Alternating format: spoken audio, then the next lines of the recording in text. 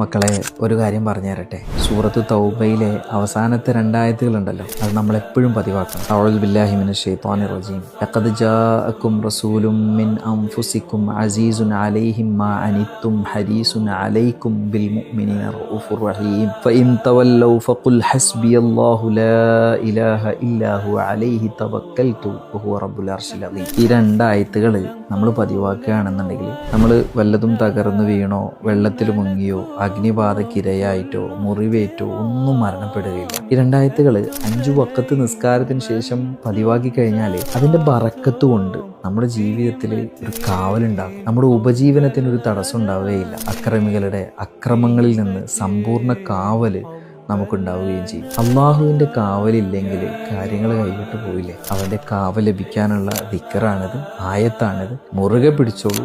സന്തോഷം ഉറപ്പായിട്ടും നമ്മളെ തേടി വരും ഇൻഷാ അല്ലാഹ്.